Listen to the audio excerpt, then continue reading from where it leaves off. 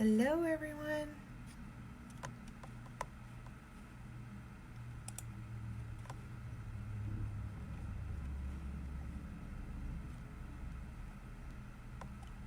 I'm a little bit early, but I wanted to give people time to hop on, so feel free to jump on. If you know someone in the HR profession that would be interested in joining the group, please send them the link and we'll get them added. And we will get started in just a few minutes.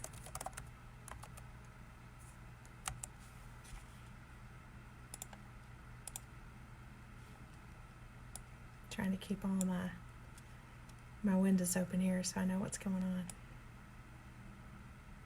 Hi there.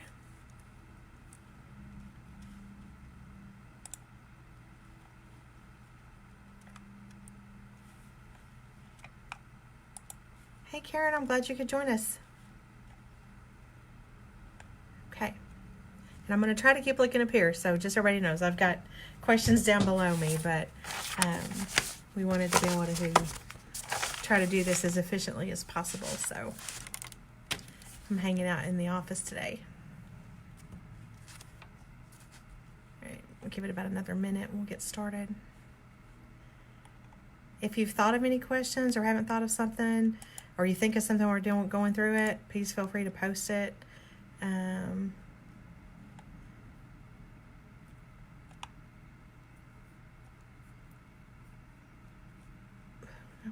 website.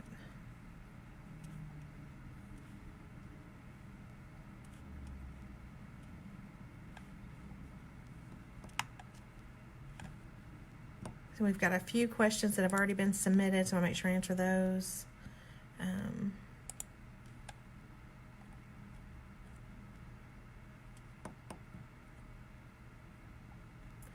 We'll give everybody just another minute or two. Hope everyone is staying safe and practicing social distancing and staying in your bubble. I teach my little girls, trying to teach my little girls about her bubble, and she's 6 and she has no bubble. She just comes and she wants to hug and love on everybody. So we've been practicing at least at an arm distance during this time. So got to start somewhere, right? All right, well, let's see. It looks like we've got a few people join. I know there's some others that we're expecting.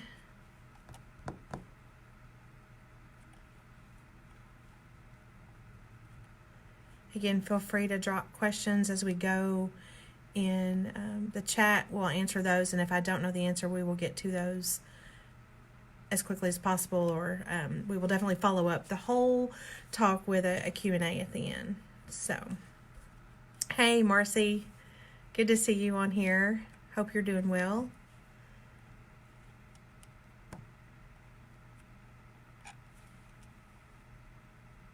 Okay, well, it's 2 o'clock and we've got about 15 people or so on here, so I am going to go ahead and get started. So welcome to Tuesday Talk with BIM. So obviously this is new. I am your host, Deanna Sizemore, Director of Compliance with BIM Group.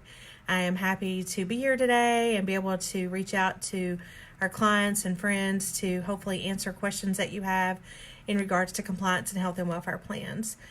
Tuesday Talk is something new for BIM. It is a series we're going to continue. We're not sure how long it will go or how frequently it'll be, but it will definitely be on Tuesdays. And, the world is changing by the minute. So we're doing this in hopes to get in front of our groups and our friends, just to keep everyone updated and answer questions that you may have. So this will be the forum for all the latest compliance information. We still have our blog. We still have social media that we use. So be sure and check out bimgroup.us for compliance alerts and that sort of thing. If you're a client, you're getting those emails from us.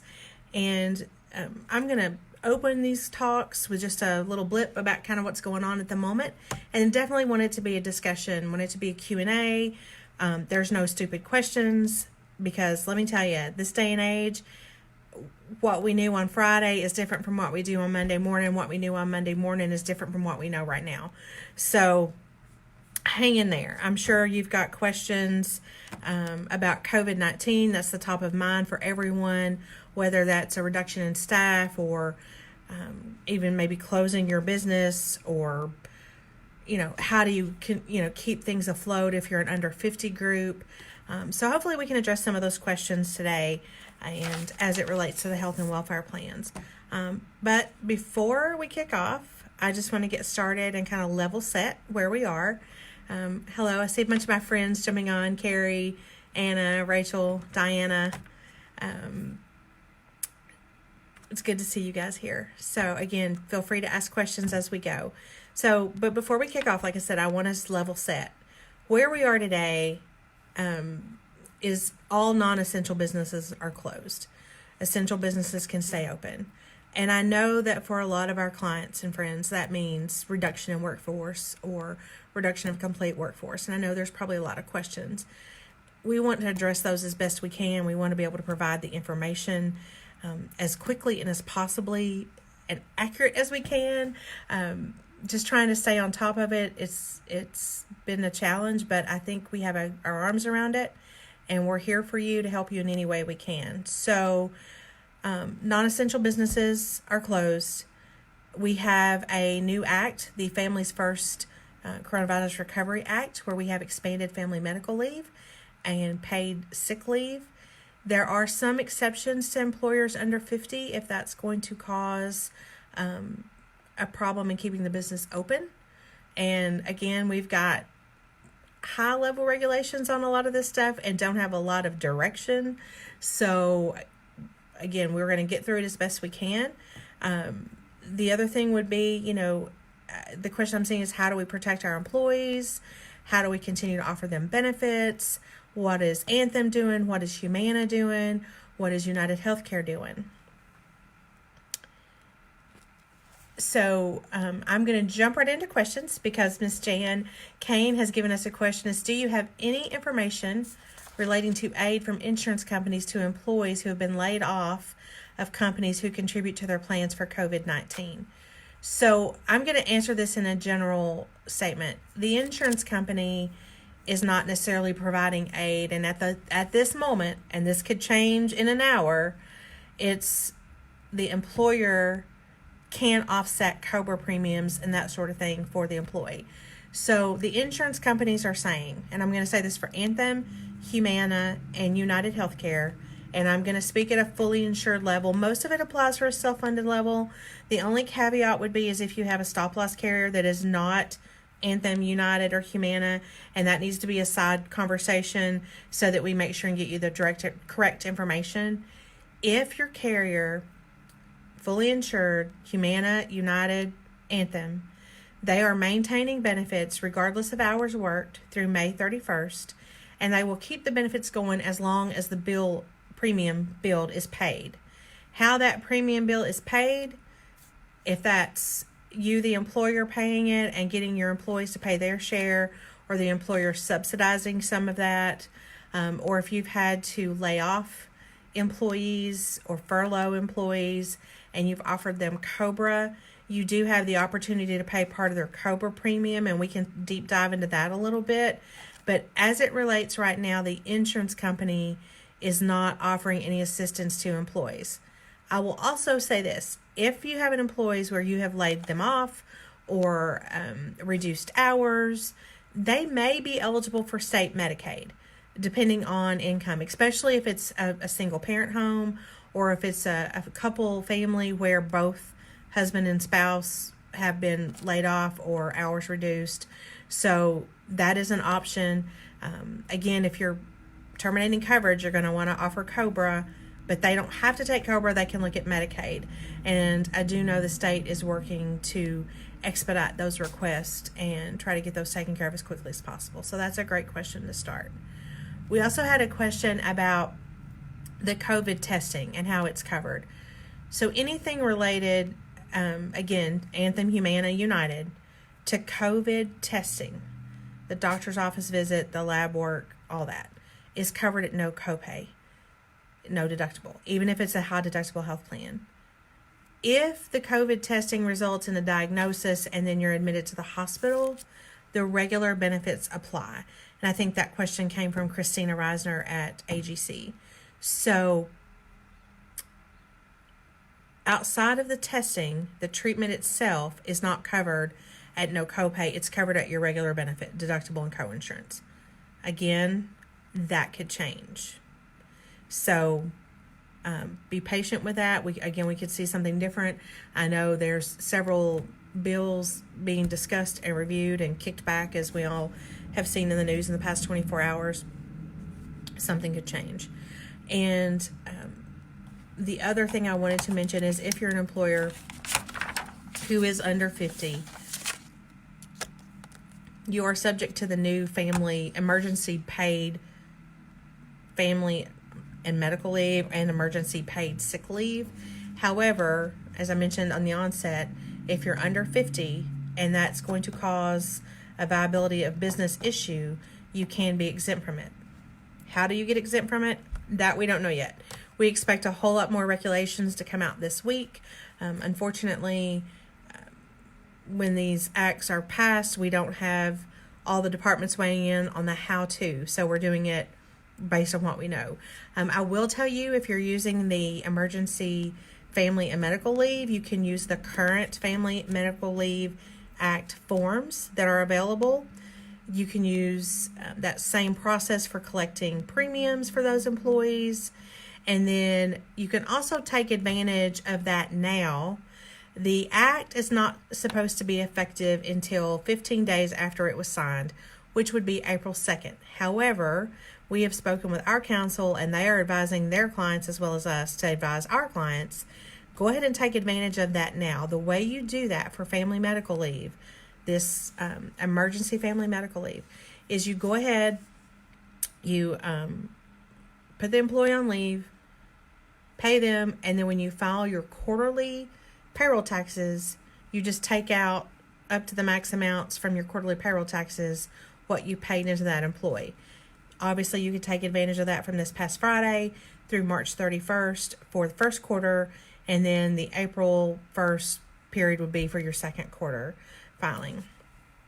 So we have another question. Should or can someone who is going on emergency FMLA apply for Medicaid if they're currently covered on their plan with Humana, but I can't see. Currently covered on their plan with Humana but can't afford the premium. So if they're going on emergency family medical leave, technically they're still eligible for the plan. Therefore, they're still paying their part of the premium. If they can't afford their share of the premium and they're terminated from the health plan as part of non-payment of premium, COBRA isn't eligible, but they would definitely be eligible for Medicaid at that point. They're not going to be eligible for Medicaid if they're covered by your plan. So, possibly put them on emergency FMLA, let them pay their premium till they can, and when they can't pay it anymore, you have a 30-day grace period, terminate coverage, and then have them apply for Medicaid. I think that's probably the best way to go, because again, you can't get Medicaid if you're covered by the employer plan, but we certainly understand employees not being able to pay the premiums while on leave, and want to make sure that they have coverage of some sort.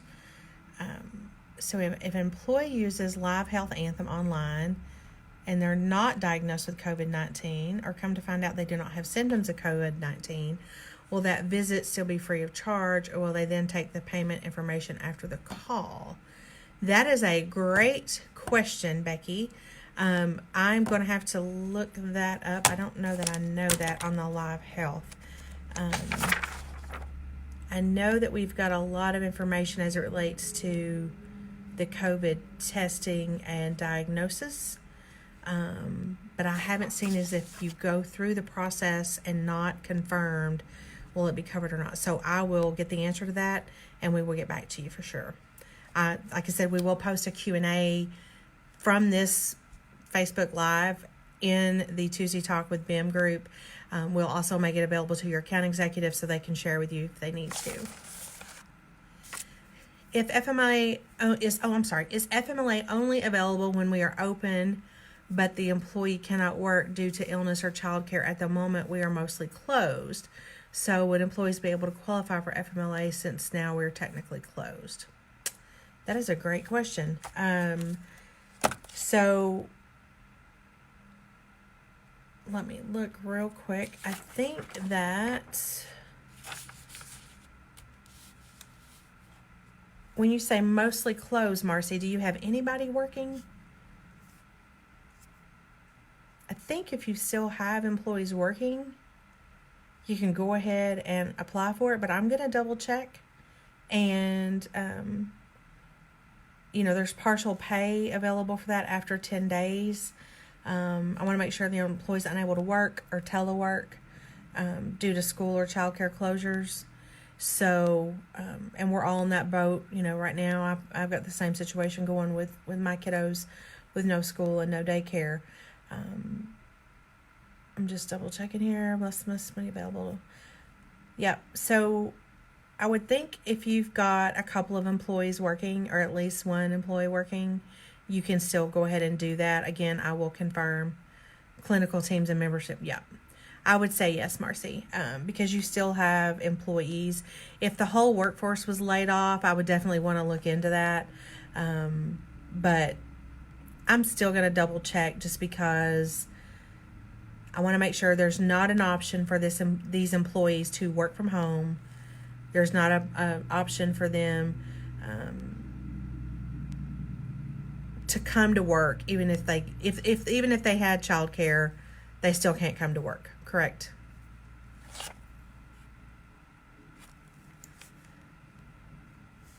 So Christina Reisner just asked a question. Is a virtual visit text by Anthem that is covered 100% pertaining to all in the series for that one incident or each test in this series? I'm not sure I understand that, Christina. And I actually answered one of your questions earlier. I don't think you were on here yet. That the testing and diagnosis of COVID-19 is covered at 100%.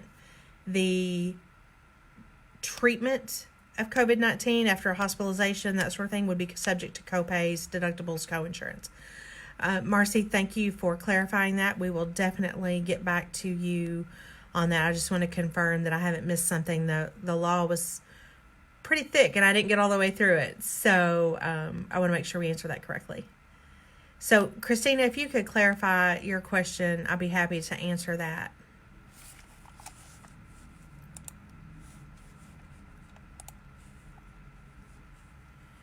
And as a FYI, this video will be recorded and be available for later so that you can share it. Christina, I'll let you can just clarify your question and we'll move on to the next one. I'll go back to it. Is this considered a live qualifying event if employees are laid off and elect to cancel their changes? So if they are laid off, they can drop coverage. They don't have to carry coverage. So is it considered a live qualifying event if employees are laid off and elect to cancel their coverage?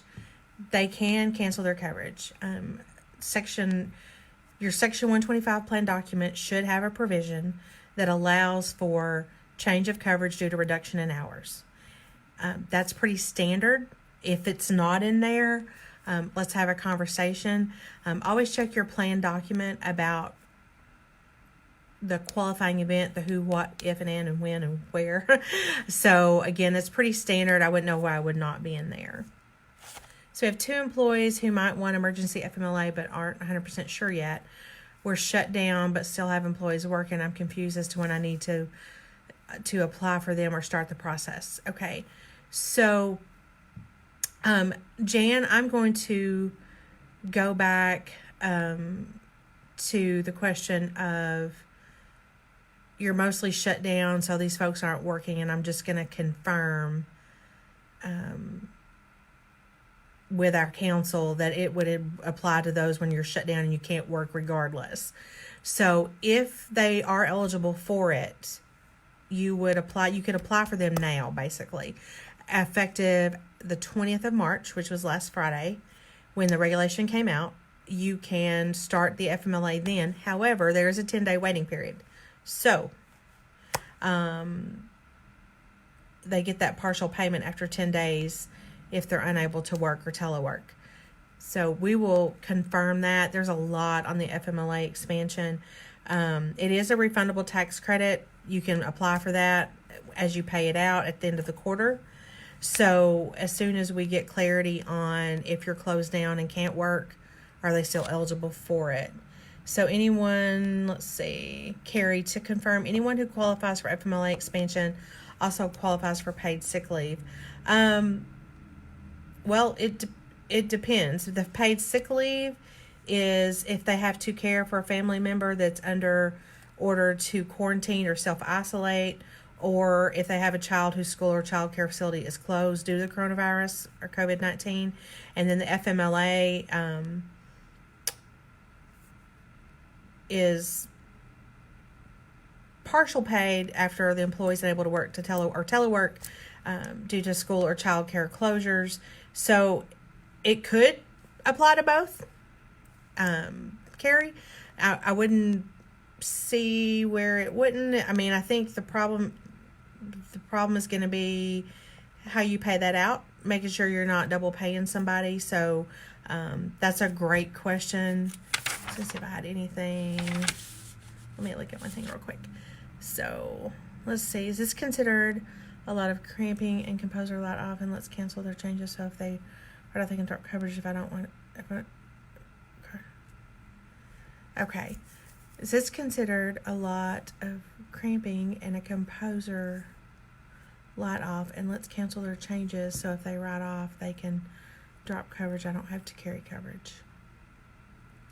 Christina, maybe let's have a sidebar conversation maybe after this call. I want to make sure you answer questions. So if you are having to lay people off and they're not able to work, so you're closed. For example, Jan's talking about, their car dealership, they're partially shut down. So if you're a manufacturing plant and you're fully shut down. Okay, thanks, Christina. That makes more sense. I was like, what is she asking me? So if you are shut down and you're having to lay employees off, one, you offer them COBRA. Two, if they can't pay for COBRA, they could try Medicaid. But remember, as long as you're paying the premium, most of the carriers are going to cover those employees regardless of hours worked through May 31st.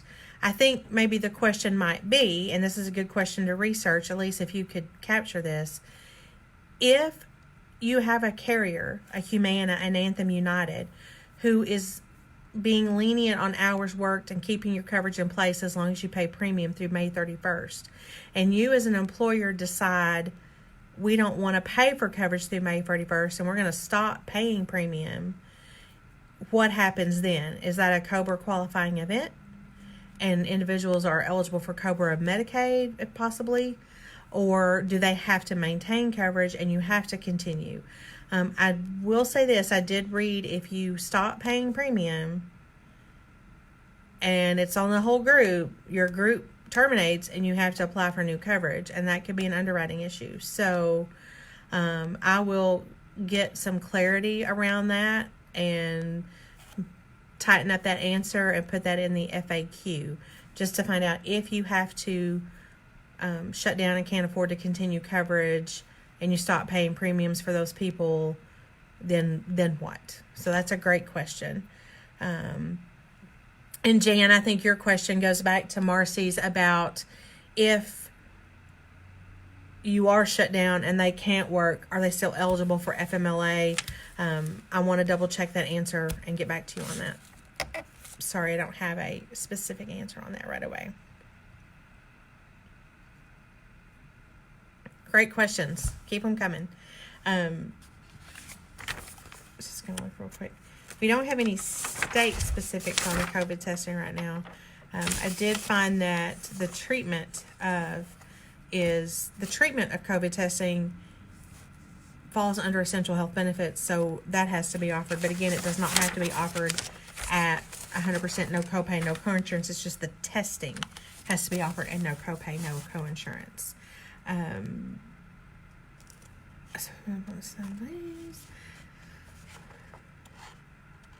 Oh, you're welcome. You're welcome. I'm sorry I didn't have the answer. I wish I did.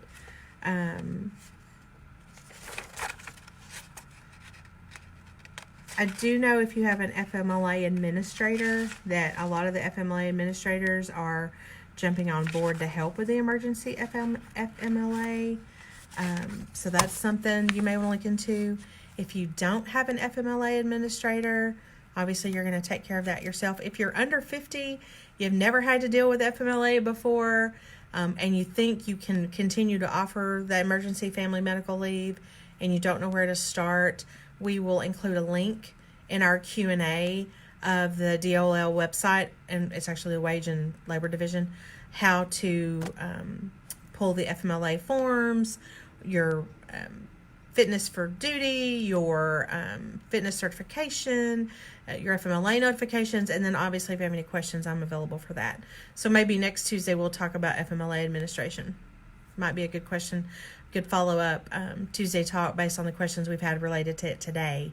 I feel like I haven't answered many questions, but you know, this is moving target, ladies and gentlemen. So do we have any other questions related to COVID-19? Oh, here we go.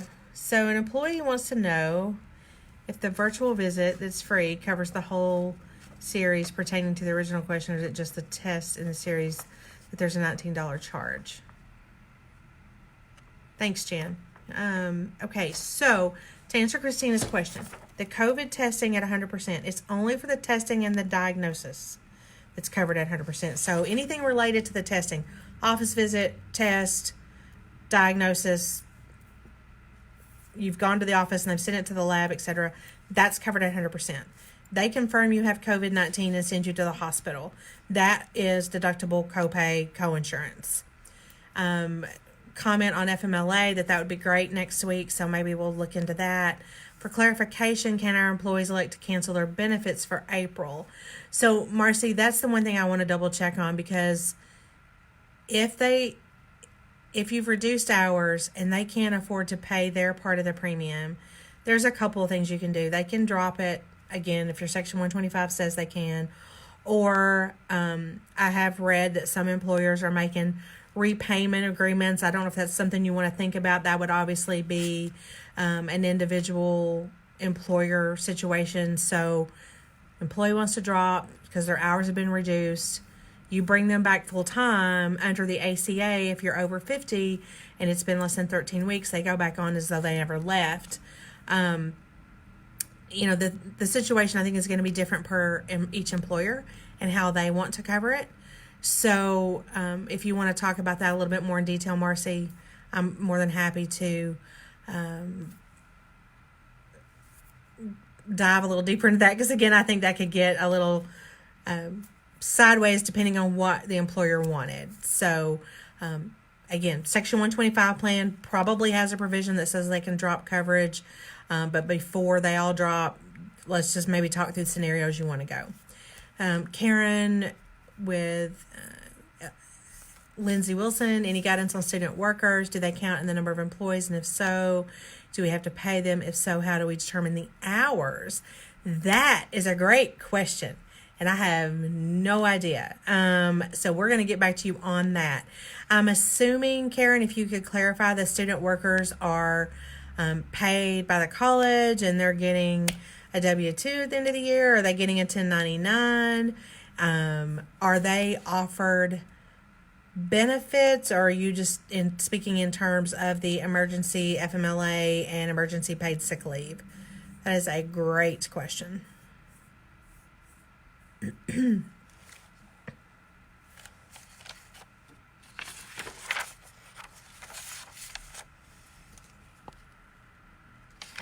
I was just looking to see if there's anything here. I haven't seen anything about student employees, and that is a great question. So Karen, if you could just clarify that, that would be fantastic. Also want to say, as far as notices go, I've had a couple of questions prior to this about, what kind of notices do you need to give your employees in general about what's happening. So, okay, yep, they are paid by the college. Okay, Karen, great, thank you for clarifying that. I will get back to you on that. I will put that in the FAQ as well, because I think that's a great question, and we have several other colleges that are in the same situation. Thank you, Christina. I'll get back to you on that. So, notices, for the COVID testing, your plan documents actually need to be updated. If you're fully insured, your carrier's taking care of that. If you're self-funded, your third-party administrator should be working with you on that, incorporating the COVID testing language into the plan document. Because it's an enhancement to a benefit, you don't have to give advance notice.